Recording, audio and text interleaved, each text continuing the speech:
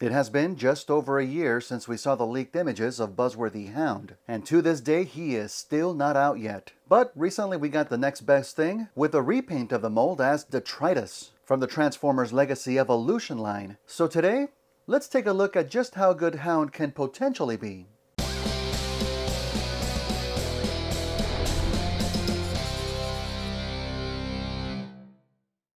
Welcome back to Hobbies with Jose, everybody. Good to have you back. As I get ready for my next customization project of turning Detritus into Hound, we're going to see just what's going on with the mold first. And as always, starting with the box. The Legacy packaging has had some crazy colors going on, and the Evolution subline is no exception. Right on the front we get a great shot of the Jeep mode, with the headlights just blasting forward, probably high beaming you in the face. Detritus does seem like the kind of bot that would do that, but the yellow and pink lighting on the sides are kind of just out of nowhere, but suit perfectly for the Legacy packaging. And on the side we get a couple of shots of Detritus himself, nice full body shot on the bottom, and on the top a close-up of that glorious hound-like head. Now we're going to see on the figure itself sporting a very stylish goatee, but it looks like the artist didn't get the memo as it's missing from this piece. As a goatee connoisseur, I am appalled by this. But putting that to the side, the artwork is beautiful. And of course on the back we get some nice renders of the figure in both bot and vehicle mode. We're still pushing the Evo Fusion gimmick, with both weapons pegging together to make a longer weapon.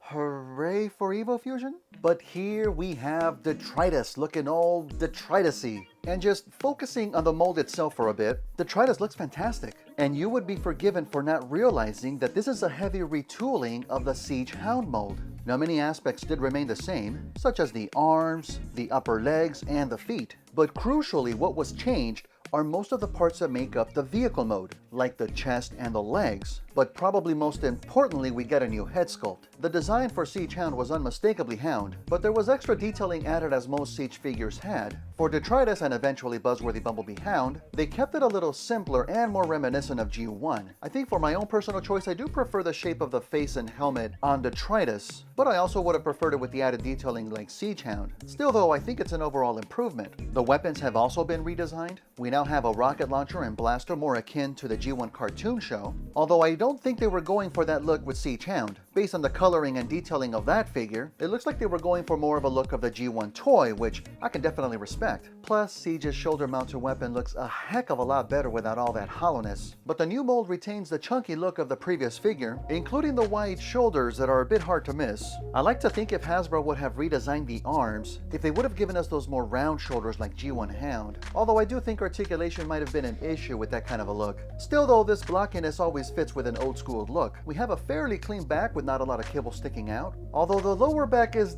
definitely hollow, and being able to see the internal mechanics and chain detailing does not really help one bit. That is quite a gaping wound he's got. The hollowness does sadly continue to the lower legs, but here it doesn't seem as bad as it's partially obscured by the wheels on the sides. Now since technically this isn't Hound, let's talk about that color scheme a bit. The bulk of the body of what's going to become the vehicle is made in this sandy beige color. I mean, it's definitely the color of coffee when you've added just a little bit too much creamer. That's still a well-suited color for a military style vehicle. And most of the rest is in this red brownish burgundy color, which looks to be a pretty good match for that beige, and some other parts like the upper legs in what appears to be gold colored plastic. Now that can be notoriously brittle due to aging. Hope I didn't make a mistake in buying this. Hopefully though that's not the case for newer plastics.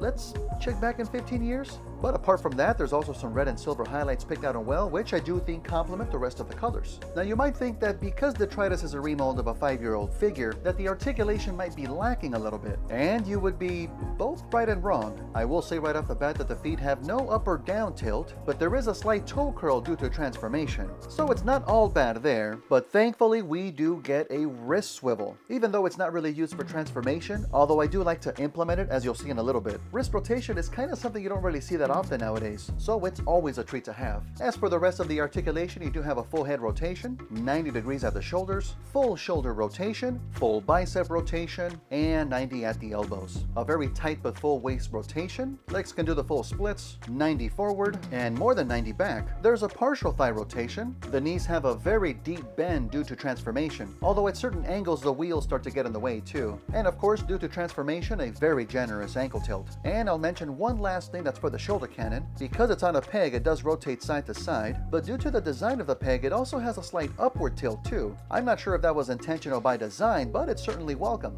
But now, let's check out vehicle mode.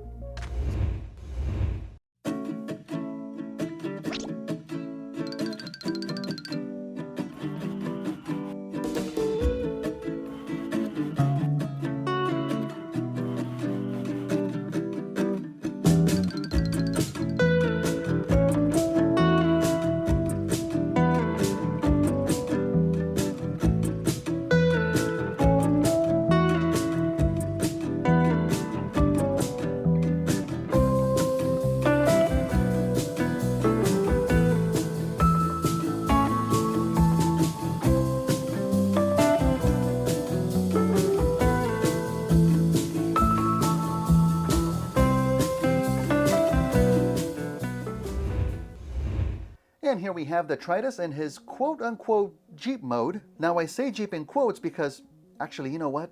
Although the instructions do say to add both weapons to the back, the blaster bothers me, so there you go.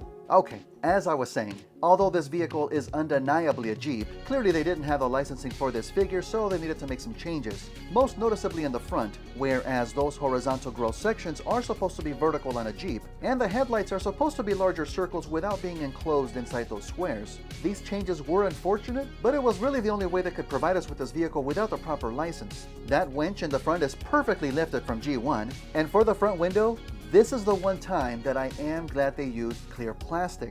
Because we're not really looking into the interior of an enclosed vehicle where there's usually robot bits scattered about, having a clear window here makes perfect sense. And what's crazy is that that entire section is not clear plastic. It's really just the window itself enclosed around regular plastic.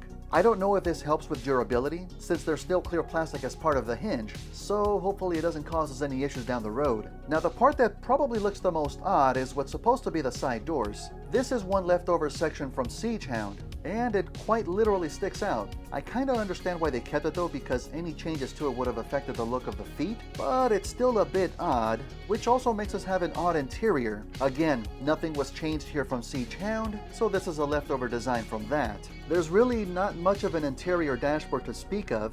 There are some design elements, but absolutely nothing resembling a steering wheel, so that's unfortunate. What's weird is that it seems to be a 3-seater? A Jeep does seem kind of small to fit 3 people, but I think there's an explanation for that. Because that section was left over from Siege Hound, and Siege Hound was by no means a Jeep, he's more of a Hummer type of a vehicle, and I think traditionally they're meant to be a little bit larger than Jeeps. But again, nothing terribly detracts from the overall look of the vehicle. Even the lower bot leg sections that are now in the back of the Jeep seem to fit pretty well with the overall vibes of the vehicle. We have some nice newly designed wheels that fit in perfectly, and as I mentioned before, the rocket launcher pegs right into the back. Sadly, here in this mode, there's absolutely no upward tilt, just side to side. Now the only other real kibbly parts other than the feet, I would say are the arms sticking down the undercarriage. Right now, because of that burgundy color, they don't stick out too much, so I don't know if that's going to look a little bit worse when we get it repainted, but at the very least I do recommend rotating the fists so that the fingers are pointed inwards. That does make it just a little bit more conspicuous. And the only other detractor I can see for this mode is the rear.